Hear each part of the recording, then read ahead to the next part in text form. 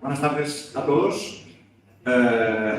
Vamos a llevar a cabo el café CIGNE del día de hoy, en esta larga serie de aportaciones que científicos desde la casa, desde el exterior, nos traen continuamente con novedades y, como decía ahora la doctora Vázquez, temas disruptivos. Como estamos en Petit Comité, me voy a permitir el lujo aquí en la parte presencial de presentarnos entre nosotros. Este café deriva de uno que el doctor Monràs, que le agradezco su presencia hoy, presidente del Instituto de Ciencias Biomiméticas, dio hace un año y medio aproximadamente, de conceptos generales, y dijimos que en aquel momento que vendrían verticales de aquellos conceptos generales de la biomimética, y yo le pediré a la doctora Vázquez que nos repita hoy un poco también las definiciones para que vayan abundando, ¿verdad? Y por tanto se cumple aquella promesa, es decir, hoy tenemos una vertical de la biomimética aplicada.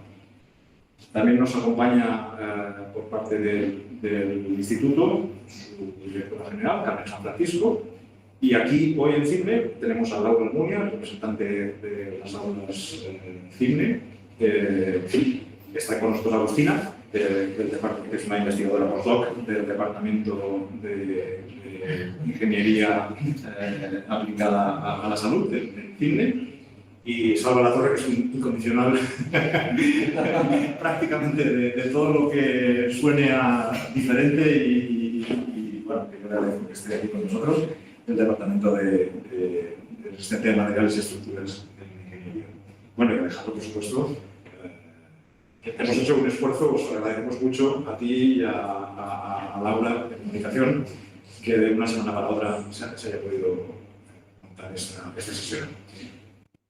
La doctora Vázquez me ha chivado uno de nuestros amigos mexicanos en la casa que tu nombre, que si lo pronuncio bien, es Yochi, significa flor. Sí.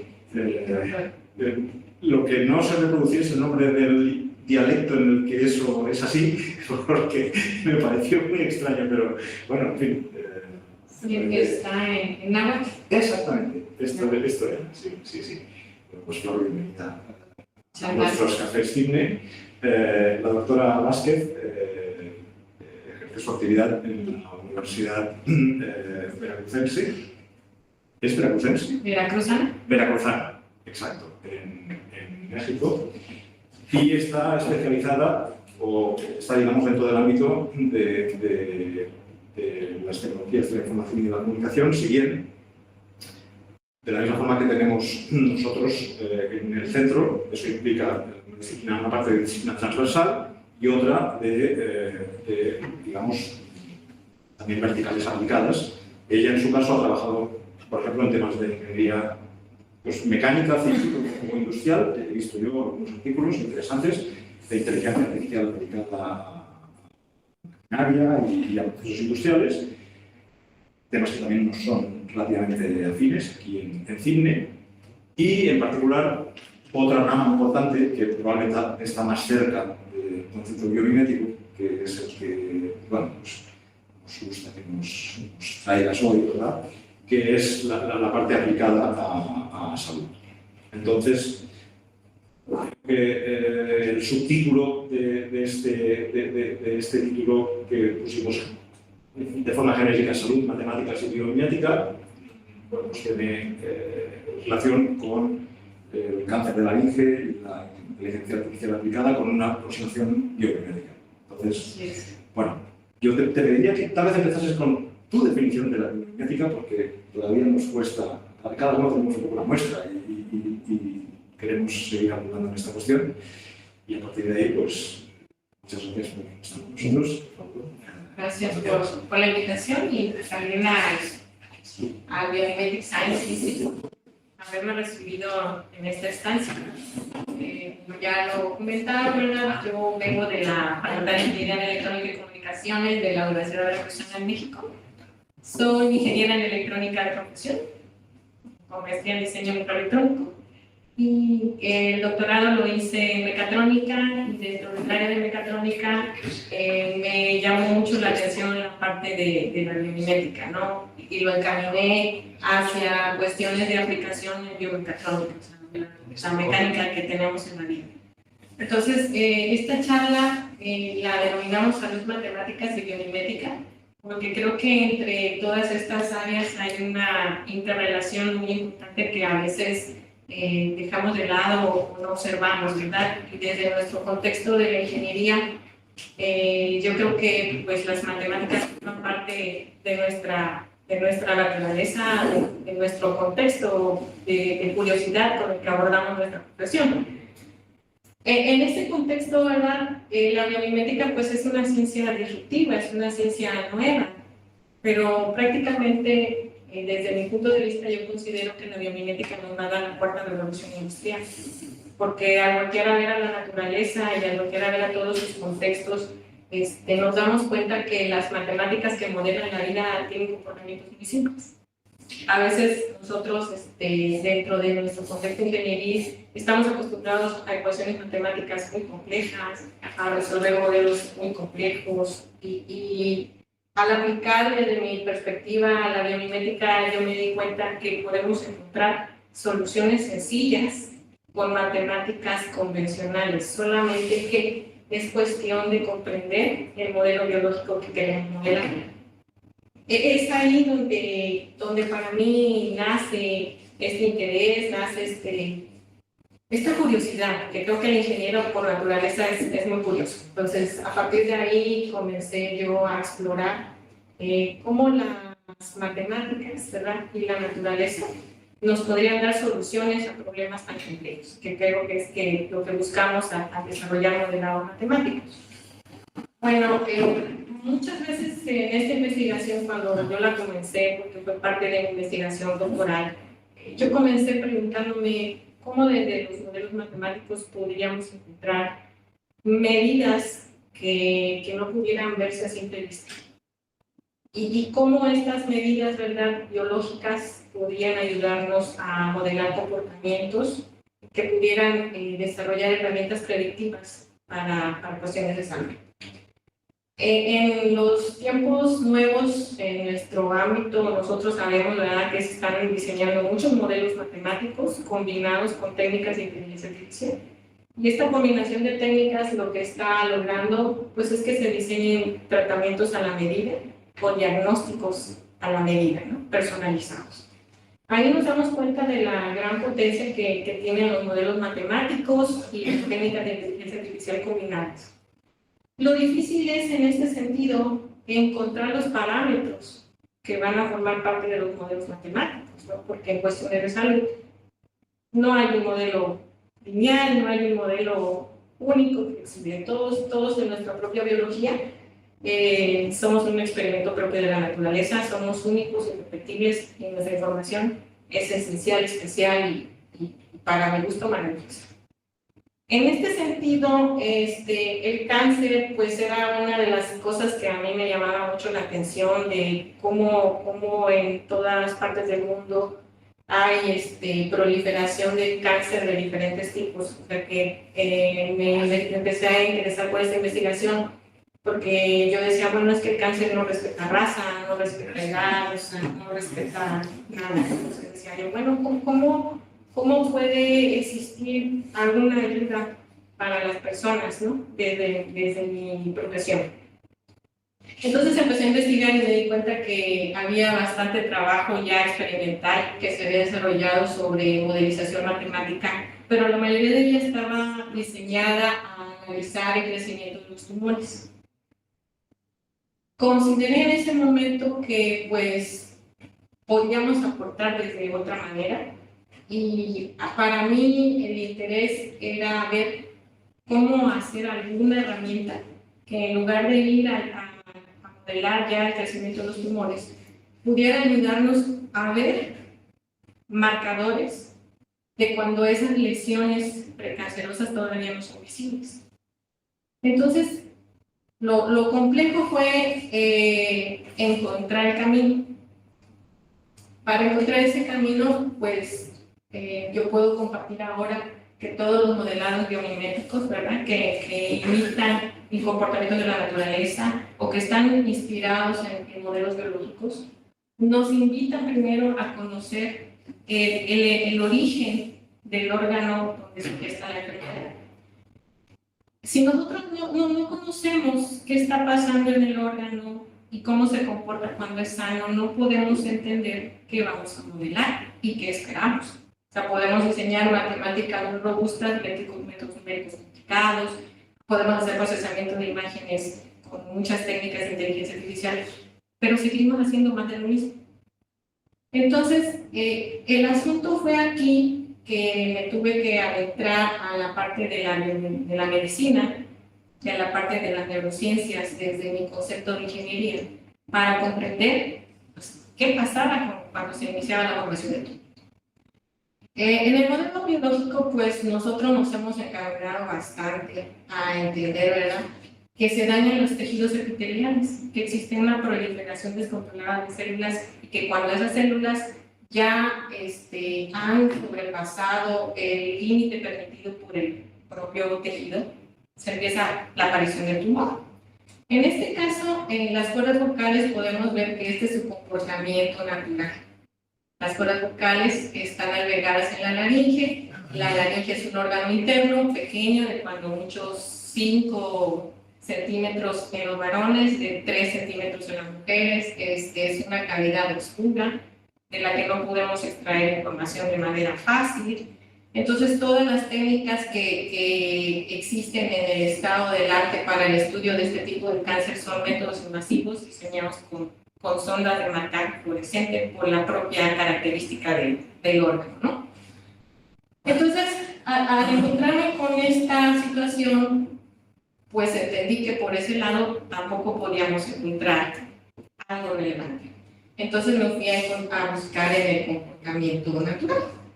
Y las cuerdas vocales, bueno, son dos tejidos, son dos músculos que están revestidos de varias capas de tejido. El último tejido que tiene es el tejido epitelial, que es el que protege las cuerdas vocales de la fricción biomecánica cuando producimos las señales de voz. Y en ese tejido epitelial existen células epiteliales, y estas células epiteliales son las que le informan al cerebro las condiciones de las células que están adentro del tejido, ¿no? Entonces, cuando existen ya alteraciones tumorales, en la parte médica comprendí, y así me lo explicaron los médicos porque este proyecto lo llevamos a cabo con el hospital, con un instituto de investigación en medicina en México, y me explicaron que cuando existe ya la formación de las células malignas, cambia la calidad de los tejidos. En este caso, este tejido epitelial que reviste las cuerdas vocales es un tejido viscoelástico, y las cuerdas vocales son completamente musculares, ¿no?, elásticas. Entonces, al cambiar la calidad del tejido, cambia la información.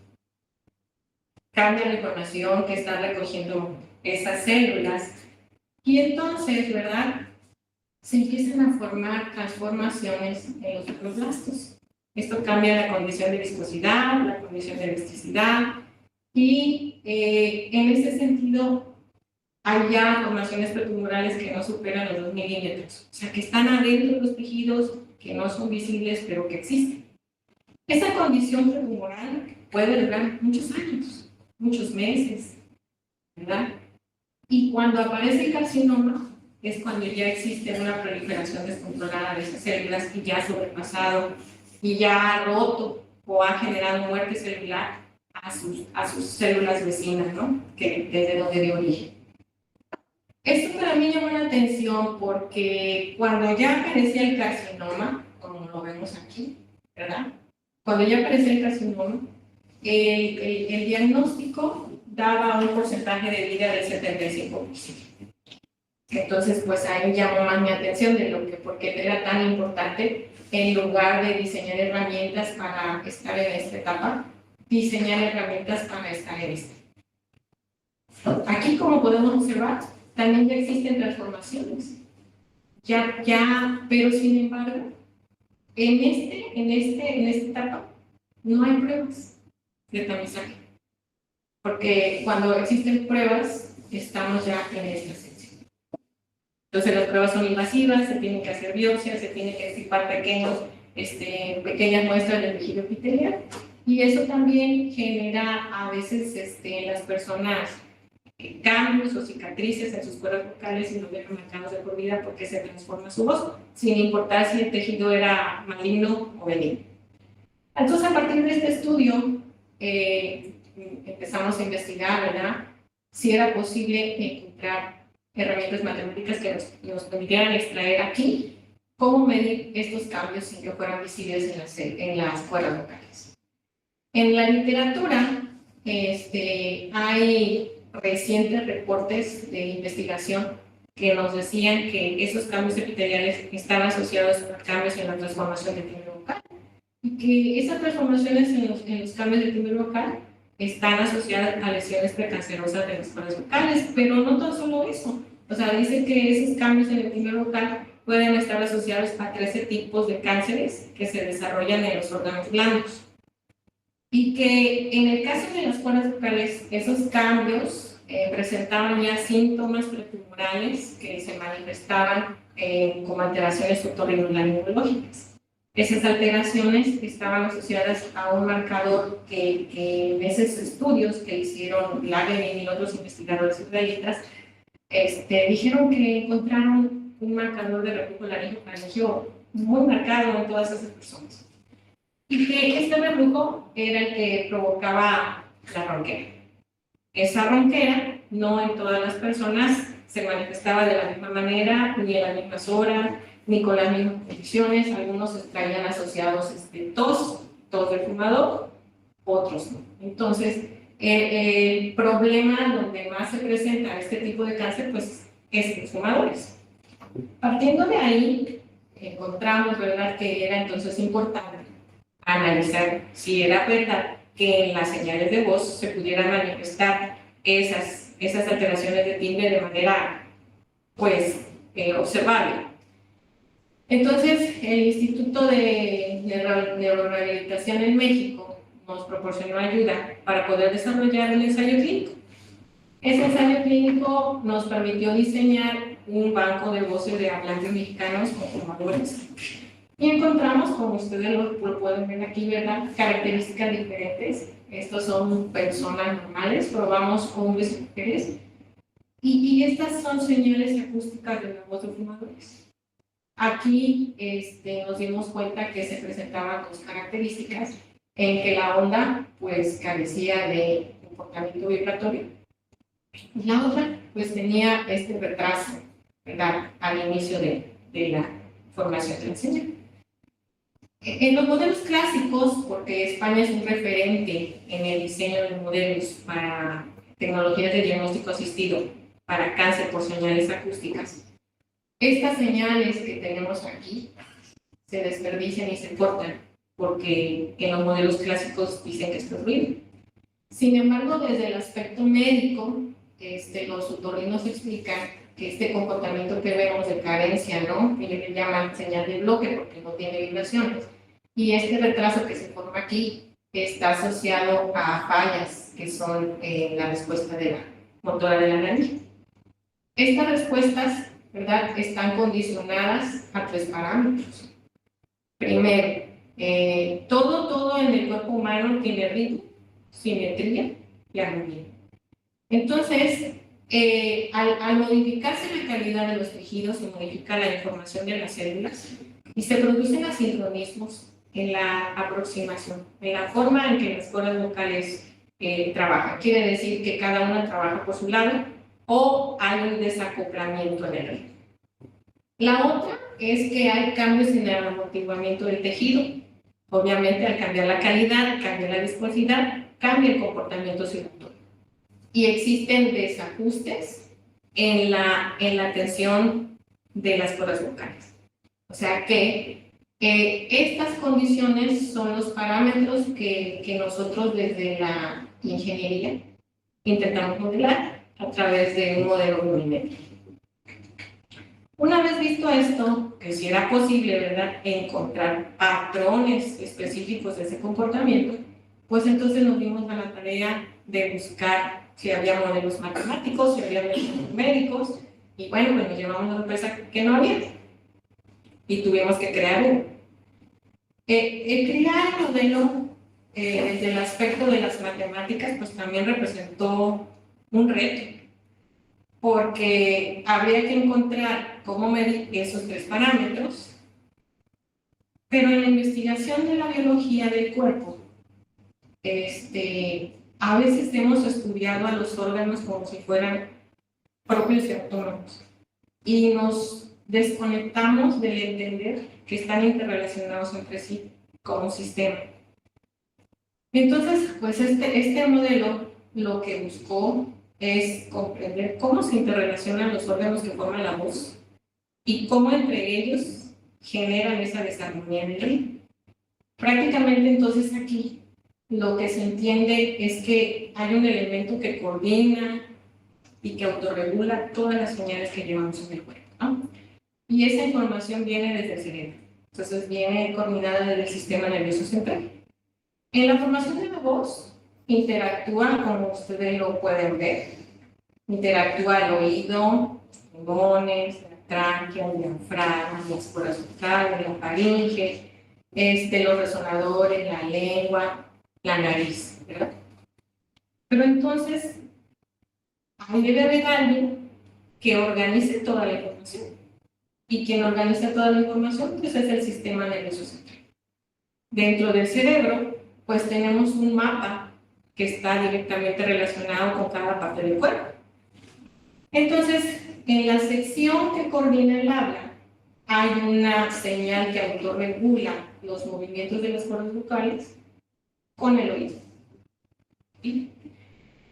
Aquí me di cuenta que entonces desde el aspecto ingenieril tenemos un sistema de control retroalimentado, porque el oído entonces es el que detecta cuando las membranas están vibrando de manera anormal y le manda una información de retroalimentación al sistema nervioso y le dice ajuste, ajuste.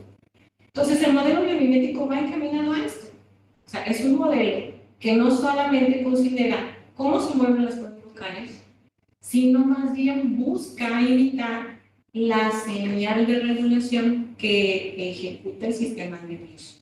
Para esto entonces había que encontrar cómo medir esa señal. Entonces, todo esto fue un reto, porque normalmente todas las investigaciones en biomédica están encaminadas a generar dispositivos para el diagnóstico asistido. Muchos de los tratamientos se realizan con imágenes y también en las cuerdas vocales no hay la excepción, porque todos los equipos médicos únicamente están encaminados a medir métricas de imagen. Entonces, al estudiar y explorar, ¿verdad?, muchas de las señales de comportamiento de respuesta motriz que se regula desde el sistema nervioso, nos dimos cuenta que, como pueden ver, hay patrones únicos, irrepetibles, diferentes, y cada uno de estos patrones representa a una biología única. O sea, tenemos una huella única dentro de nuestras propias células, ¿no? Bueno, entonces pensé en ese momento que realmente iba a ser muy complejo hacer un modelado.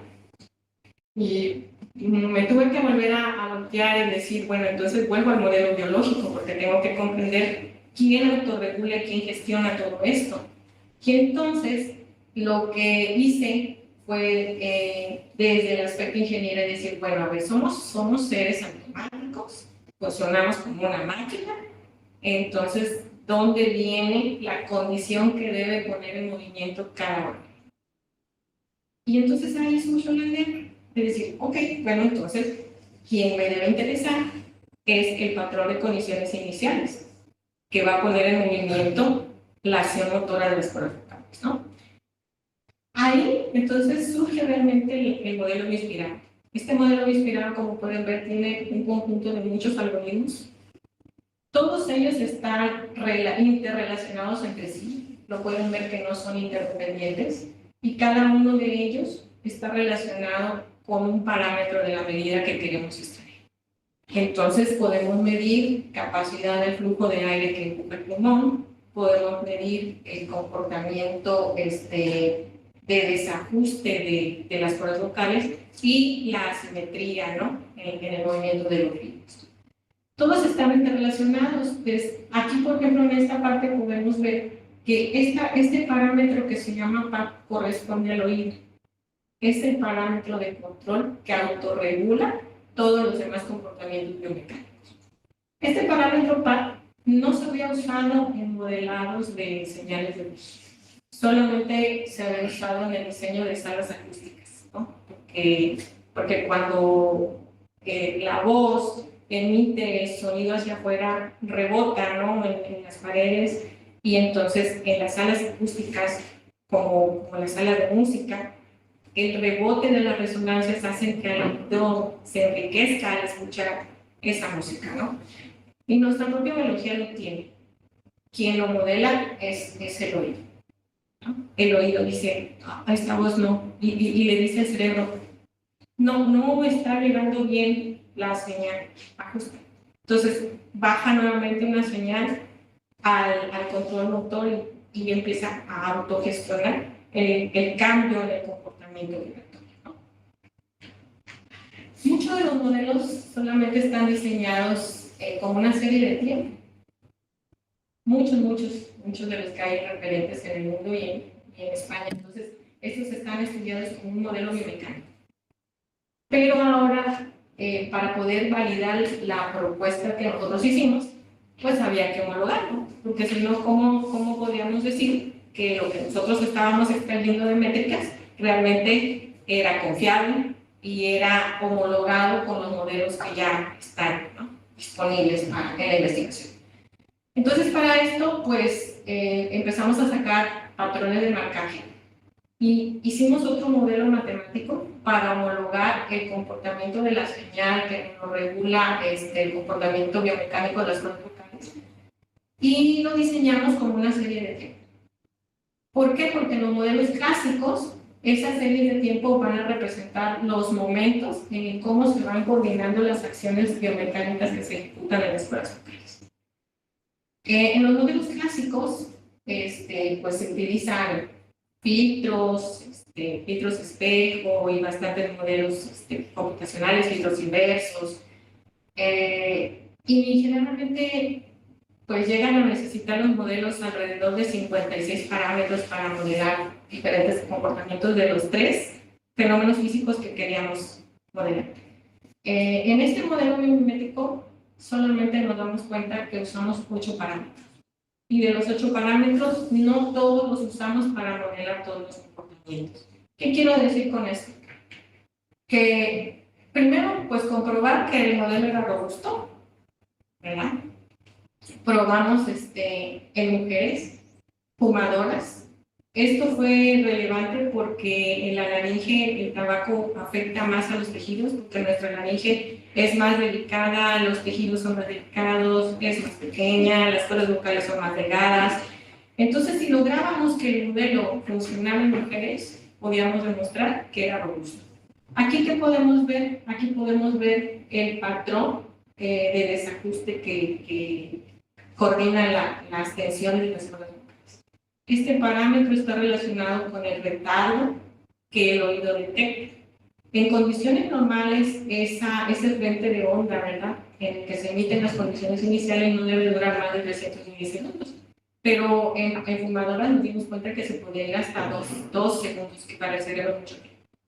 Entonces también comprobamos que podíamos modelarlos a sincronismos en el ritmo, probamos diferencias, ¿no?, entre hombres y mujeres, y pudimos ver señales completamente diferenciadas, inclusive para la misma persona, dependiendo de la emisión del sonido que se estuviera haciendo. Y también pudimos comprobar el comportamiento en la alteración de la oscilación de tejido. Estas imágenes, ya no las puse aquí, pero este tipo de imágenes se compararon con imágenes de tecnología médica, y entonces obtuvimos resultados muy sorprendentes, a diferencia que en las tecnologías médicas las extracciones de los parámetros tiene que ser en la revisión continua de los segmentos de imagen, y aquí los podemos extraer directamente desde el algoritmo, ¿no? Posteriormente, pues teníamos que comprobar que esos parámetros, esos patrones realmente fueran diferenciables entre sí. Entonces, el objetivo de la investigación no era tanto hacer el método numérico de selección, sino más bien comprobar que el modelo sí podía diferenciar patrones de bacterias. Entonces, preparamos los datos, seleccionamos las clases, probamos 3 cosas: fumadores por reflujo, consumo de alcohol o consumo de drogas, estrés biomecánico de las cuerdas vocales, personas que no fuman, pero que estamos sometidas a mucho estrés, y otro tipo de patologías, ¿no? Rinitis, asma, hipertiroidismo, que también la condición hormonal cambia la condición de la voz. Generamos un banco de conocimiento y nos dimos cuenta que había desbalance de clases. En cuestiones de salud, muchas veces no podemos tener tantas muestras como nosotros quisiéramos, porque en este caso el estudio médico duró casi 3 años para poder recopilar casi 500 muestras y no teníamos como más tiempo de poder seguir recolectando más. Entonces tuvimos que utilizar estrategias artificiales para generar patrones artificiales a partir de los naturales, balancear las clases y al menos lograr cerca de 2000 patrones para poder seleccionar el clasificador, ¿no? Después discretizamos el banco de conocimientos, vimos la separación de las clases y probamos 3 tipos de algoritmos. Y nos dimos cuenta, bueno, que en cuestiones de medicina ya lo sabemos, que los árboles de decisión son los que van a tener mejor respuesta y aquí lo comprobamos, ¿no? La idea era no tener un método de clasificación binario que nos dijera es patológico o no patológico, sino la idea era que también pudiéramos nosotros diferenciar entre clases, tener un clasificador que nos dijera no pertenece a o no tiene patología asociada, tiene estrés y sí es un patrón de riesgo, ¿no? Entonces tuvimos que diseñar las matrices para comparar todas las clases entre sí y pudimos ver el porcentaje de reconocimiento, ¿verdad? Que en el clasificador de Naibes alcanzó un 87%, el de redes neuronales el 75% y el del árbol de decisión alcanzó un 88%. Aquí nos enfrentamos con un problema, ¿verdad? Porque los estándares de las normas, al menos en México, para la detección de la sensibilidad y reconocimiento, están catalogados al 97%. Entonces, en la investigación, lo que nos falta pues, es de hacer 2 cosas. O recolectar más muestras para poder hacer una selección, ¿no? de un clasificador con más robustez, o diseñar métodos numéricos para poder generar patrones artificiales a partir de pequeños bancos de información, ¿no?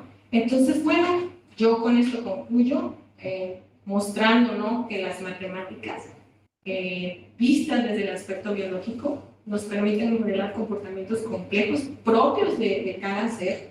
Pudimos darnos cuenta, ¿no? que todos matemáticamente tenemos información distinta, y que en este sentido el estudio de las alteraciones del timbre pues no es una acción única de la cuerda vocal, es una acción coordinada de muchos órganos y que lo único que nos está manifestando es que hay alteraciones de ritmo, sincronía y desarmonía en nuestro propio cuerpo. Entonces las células nos hablan. Yo creo que aquí la biomimética es aprender a entender cómo la información que envían todos nuestros sentidos puede manifestarse de manera cuantitativa y podemos entender que con modelos sencillos podemos ver nuestra firma biológica, ¿no? Al menos en señales de los cuerpos. Esa es mi participación de hoy, que yo quería compartirles. Muchas gracias.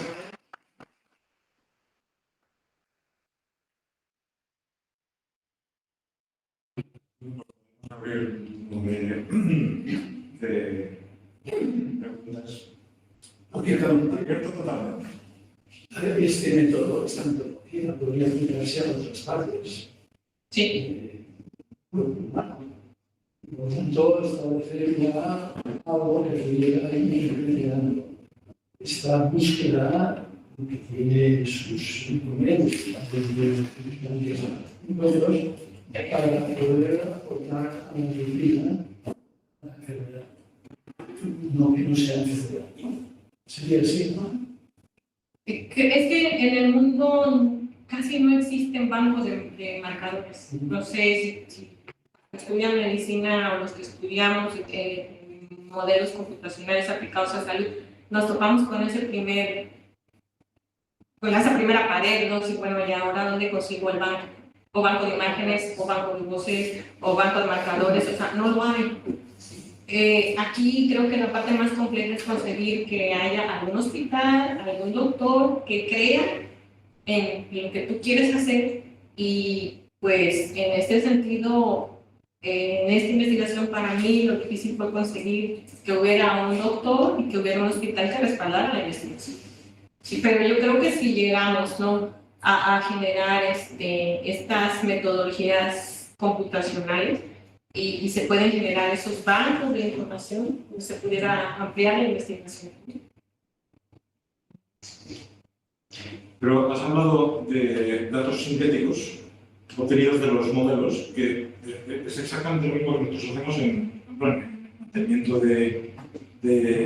o mantenimiento predictivo en carreteras o en carriles, gracias a que comprendemos muy bien los procesos en el lugar. Es decir, si sabemos cómo se comporta un carril y lo podemos simular, no solamente tenemos datos de un sensor que nos dice cada 3 días qué cosa pasa, sino que además podemos generar datos inventados relacionados con esos. Sí. Y eso te da la amplitud del banco. Sí. No sé si esto es plenamente factible. Pero cuando yo te digo esto, digo, es que un rail de ferrocarril es sota, caballo y rey. Es decir, le pueden pasar muy pocas cosas, más que bueno, sí, puede haber defectos internos en el acero, pero entiéndeme, que está muy acotado el problema mecánico, por lo tanto el problema matemático. Y además el material como tal se conoce a la perfección muy bien. Entonces la cantidad de incógnitas es mucho menor. Supongo que aquí no pasa esto, pero tú lo has dicho, tú has hablado de datos sintéticos. Sí. Me ha sorprendido. Sí, el reto es, ¿verdad?, ver hasta dónde los datos sintéticos realmente pueden emular un comportamiento real. Y por ahí también, o sea, esto abre una nueva línea de investigación, que es ver cómo podemos hacer métodos numéricos que puedan ampliar este banco de marcadores, ¿no? Pero sí, aquí el detalle es que por ejemplo, las medidas de muestra están hechas para mexicanos, pero si nosotros quisiéramos hacer bancos de marcadores para España, para Europa, que aquí es un gran campo de investigación porque muchas personas suman, entonces tendríamos que tomar o generar bancos con procesos grandes de aquí y a partir de eso poder generar bancos sintéticos porque cambia la estructura biológica, anatómica, fisiológica, no lo sé si el grosor también de las cuerdas vocales, el tamaño, porque no tenemos la misma complexión. Entonces yo creo que pues este proyecto da para muchas cosas más. ¿Y vosotros, Agustina, en tejidos de los que conocéis muy bien las ecuaciones constitutivas, generáis datos sintéticos? Sí, pero es real, o sea, nos topamos con lo mismo, que es que faltan bases de datos y también que los datos, de acuerdo al hospital de donde vienen, tienen diferentes características, entonces muchas veces es muy difícil unificar. Por ejemplo, nosotros trabajamos con imágenes médicas y muchas veces las secuencias con las cuales fueron obtenidas esas imágenes son diferentes o son de distintas partes, entonces es muy difícil hacer esa unificación. O no están, vamos, hechas para obtener las métricas que tú estás buscando. Exactamente. Sí. Ese es un problema. Sí, sí. Pero entonces, pues estas investigaciones son disruptivas en salud, o sea, vamos abriendo como camino, ¿no? Sí, sería muy importante poder medir cómo cuando, por ejemplo, cuando has visto que hacen, quieren mejorar el desbalanceo que tienen, si esa información que han generado en realidad se comporta de la misma manera que la información que te darían los pacientes, ¿no? Sí, que es muy importante poder hacer un seguimiento de esto y si se comportan de la misma manera o hay algo que esté afectando como uno lo genera. Sí, o por ejemplo, lo interesante de este modelo es que, por ejemplo, podemos, si queremos hacer datos sintéticos, por ejemplo, para estrés, ¿no? Porque el estrés se comporta de manera similar a la predisposición de cancerosa, solamente que todavía hay oscilaciones en la evolución de las cuerdas, pero ya tenemos como un factor que se cuidado, ¿no? Podemos usar 2 o 3 marcadores. Si queremos modelar comportamientos asmáticos, podemos usar 2 o 3 marcadores diferentes. O sea, se combinan entre sí. ¿Qué quiero decir con esto? Que la misma biología del cuerpo no es la misma información, a pesar que sea el mismo órgano. Entonces, encontramos que en el patrón de condiciones iniciales se maneja toda la información que va a modelar el comportamiento biomecánico. Entonces, los sensores biológicos colectan información de las células y la informan al cerebro. Creo y considero que todas estas cosas a lo mejor también pudieran combinarse en cuestión de análisis por imagen y corroborar los comportamientos, ¿no? O que fueran como un match. Sí, bueno, mira, ponemos este tamiz y luego vamos a corroborarlo, ¿no? Por métodos. Pero pues son investigaciones muy nuevas, ¿no? Que también no hay como mucho donde comparar. Creo que el banco de información es una cosa sumamente importante.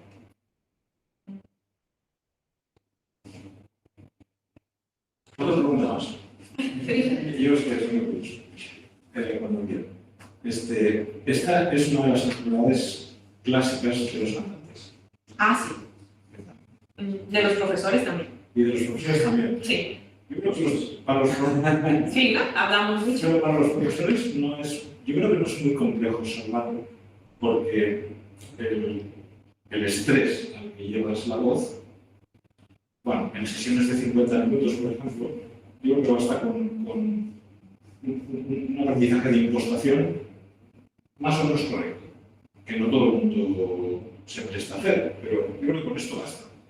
Los cantantes no, los cantantes deben llevar las cuerdas vocales al extremo porque es ahí donde lucen la capacidad, digamos, de su voz natural, ¿no? A mí me consta que, aparte de que históricamente ha habido muchos grandes cantantes que han fallecido jóvenes por cáncer de laringe, que muchos que con el mismo estrés que otros han sido capaces de ejercer una disciplina preventiva, tanto de ensayo como de relajación, como de ejercicio, han salvado eso. Entonces, no sé hasta qué punto esto podría ser aplicable, ¿por qué no? No sé si al fumador porque lleva otros caminos, pero en general a esa patología. Es decir, Sí. ahora decimos, coma usted verdura y eso es saludable. Pero no es nuevo, es que la verdura es saludable de por sí. La verdad es que igual habíamos perdido el hábito. No sé si esto es aplicable a decir, oye, pero es que a veces complicamos demasiadas cosas. Y mucho más biomimético todavía, es decir, es que si nos tomamos la molestia de ejercitar un poquito la voz por la mañana, el resultado es maravilloso. Sí.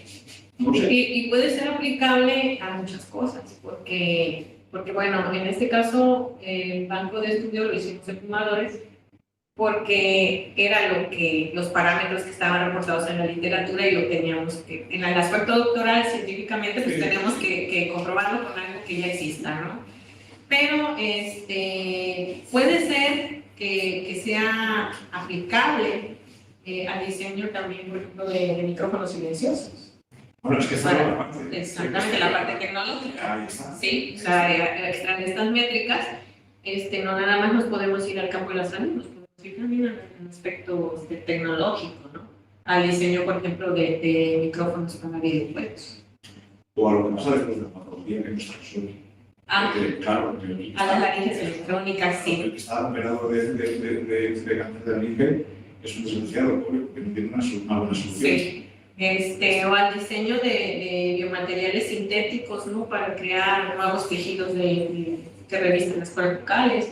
O también se puede, ahora con todo lo de las nuevas tendencias de tecnologías de voz, se puede aplicar al diseño de firma vocal avanzada, ¿no? O sea, ¿por qué? Porque los modelos clásicos toman la parte de los resonadores, todo es acústico, pero este modelo va directamente al patrón neuroregulador y ahí no hay otra firma que se pueda parecer, o sea, no hay sonido en ese momento, hay vibración.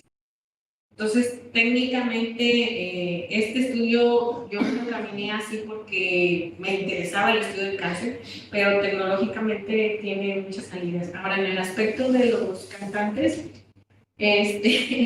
cuando hicimos y estábamos trabajando en la patente, porque este modelo tiene ya una patente otorgada en México, en el estudio con el licenciado en tecnología de patentes, me decía que también se podían diseñar micrófonos especiales para que el cantante no usara tanto la voz, ¿no? O sea, modelar los comportamientos acústicos que van a salir a partir de ajustar las vibraciones.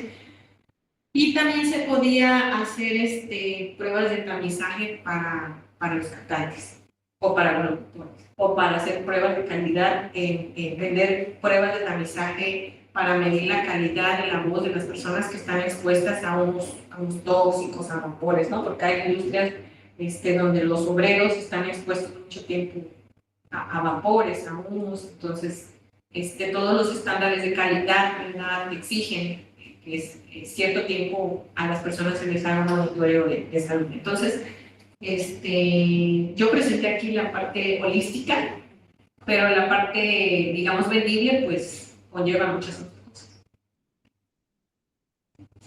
Pero sí, es verdad, a lo mejor y también hasta nos sirve como para hacer una herramienta donde el teléfono nos diga, wow, tengo que ponerle un descanso a mi voz, ¿no? No tan solo de cáncer, sino decir, ya mis cuerdas vocales las estoy sobrepasando de esfuerzo. O tengo mucho estrés, ¿no? Le tengo que bajar. Muy bien, muy bien. Bueno, a mí me interesa mucho el hecho de... Cuide usted su laringe. Antes de que lo dijeras, yo pensaba...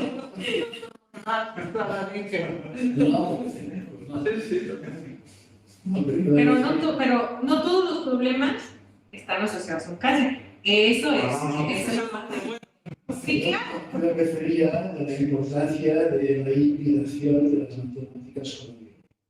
Oh, no, eso es muy importante. Esto es clave. Y claro, Descartes nos dijo que lo que no se puede contar no cuenta. Por lo tanto, hemos dejado de lado todo aquello que no se podía contar. Y la biología es muy difícil, como encuentres elementos que te lo permitan, ¿no? Si ahora estamos hibridando la matemática con la biología, ¿por qué no pensar que esto puede ser un campo absolutamente lleno de soluciones para vivir? Pues yo creo que estamos abriendo camino, ¿no? a nuevas líneas de la ciencia. Yo creo que todos los métodos numéricos son potentes para todas las áreas de la ciencia y las matemáticas no se despegan de ninguna.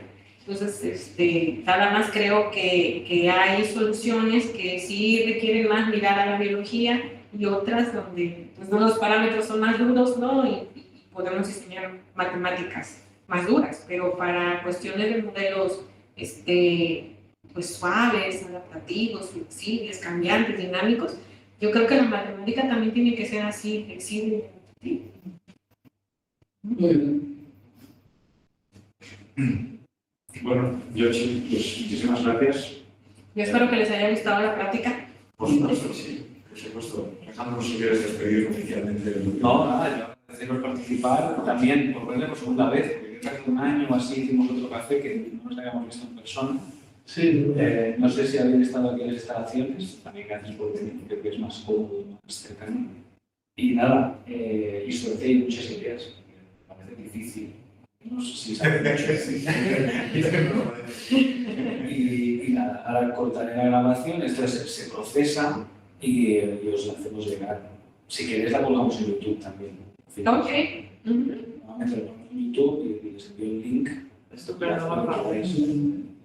No, pues muchas gracias por la atención, por acompañarme, ¿no? Porque también todas estas pláticas pues son muy enriquecedoras y sobre todo pues que en el campo doctoral sabemos que no terminamos, ¿no? Empezamos, pero no terminamos, tenemos que dejar escuela para otras personas. Pues muchas gracias. Gracias.